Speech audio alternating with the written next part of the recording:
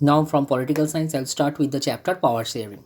Total seven topics it is covering. Okay, now I'm just starting with the first topic, that is ethnic compositions of Belgium. Now, ethnic means populations with a common national or culture. That means when a particular population sharing a particular culture, we called it ethnic. Okay, suppose Bengali ethnic, then it may be Punjabi ethnic. Means if I just judge from the regional base or from language base. Next one, ethnic may be in the form of a particular religious community also. Okay, it may be Hindu ethnic or Muslim ethnic. Understand? That means when a particular population sharing a common culture, that is ethnic. Now let see the ethnic compositions of Belgium. Now it is a map of Belgium. Now neighboring countries are France, Luxembourg, okay, and German. Now in Belgium, the means two. It is divided in two region. One is Flemish and another one is Walloon region. Now for the overall Belgium, the ethnic populations compositions is that the Dutch constitute 59%, French 40%, and remaining 1%, that is the German. Now it is the overall ethnic compositions of Belgium.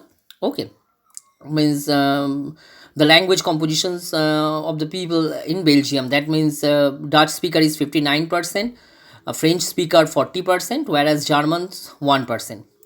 Now the capital Brussels, it is just the alter. Now for overall country, we are saying that the Dutch are 59%, whereas French 40%. But in the Brussels, the thing is just alter. That means 80% French speaker, whereas 20% Dutch speaker. Okay, now how they accommodate it, means how they adjust it. Simple, that is through power sharing. Now for the inter country, there are equal representations for the Dutch and for the French. Okay, for the inter country. Now even a few means they started following decentralizations of power. That means what, power from central government has been distributed to different provincial government there. And for Brussels, what happened, where the things are just altered, means compared to the inter country. Means in inter country the Dutch were more, whereas the French were less. But in Brussels, the French were more, the Dutch are were less. Okay, now they formed a separate government in Brussels. Okay, and there are also equal representations for the inter country, also equal representation for the Dutch and the French.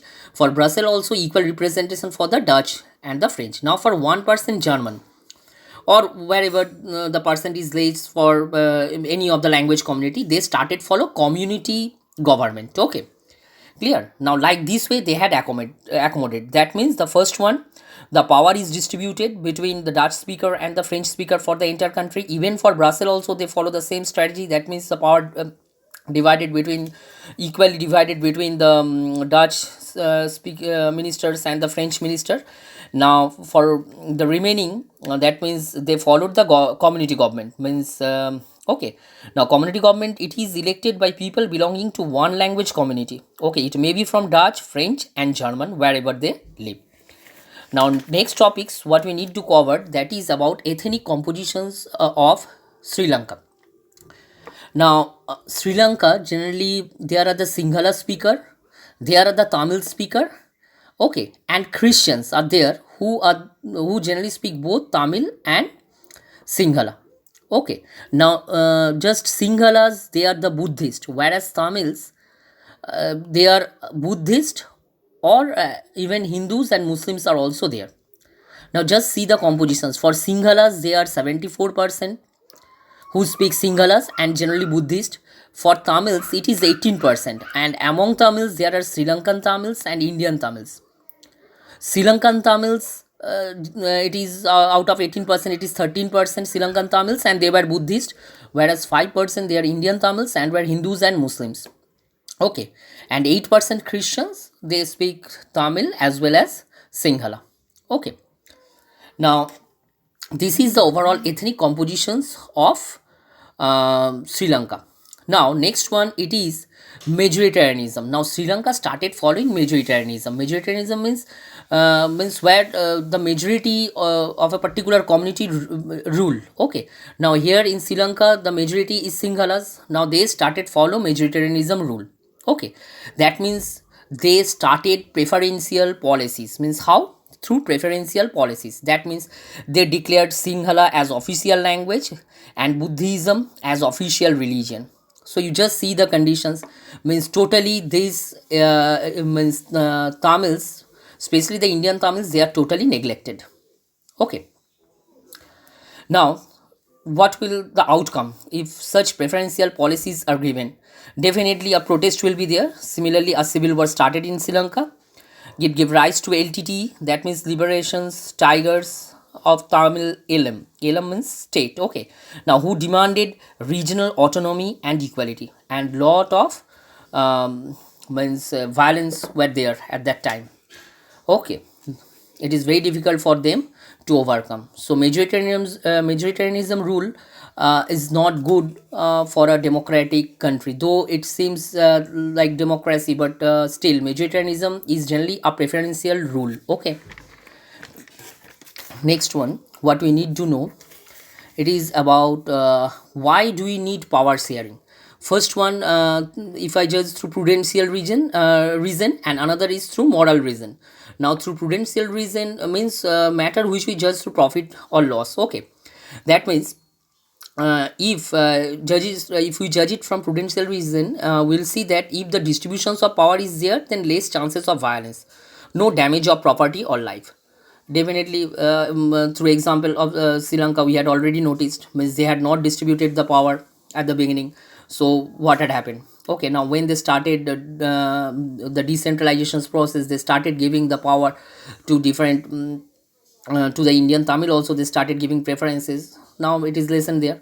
And moral reason means generally what we say, that when it is value oriented. So definitely, if power is here, that means we are encouraging democracy. Okay, so that means if democracy is there, then it tries to promote equality, and definitely from that we can know that there will be less chances of violence. Now, what are the different forms of power sharing? First one, horizontal. Horizontal means just you see, means in the means just straight. Okay, uh, now if I just judge horizontal, that means you just see power will be equally shared. Okay, now in that case we can take the example of executive, legislature and judiciary.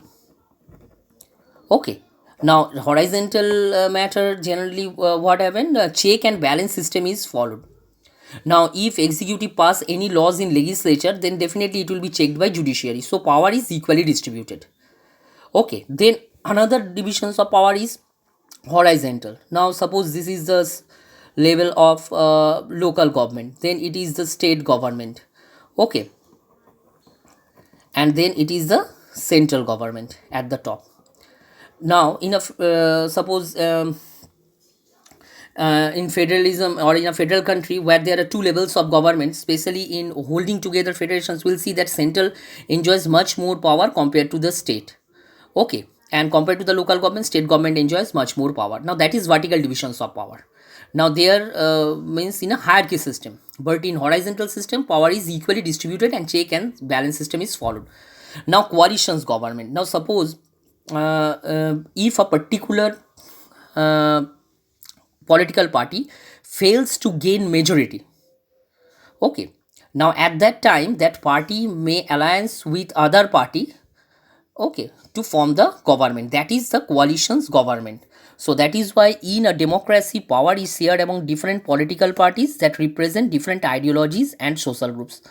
Okay, now different interest groups of traders, workers, these are the different interest groups. Okay, now labor union, trade union, now these are the different um, interest groups. Now they also shared power. Okay, now even they also participate in democratic procedures. Clear? Now this is the entire chapter.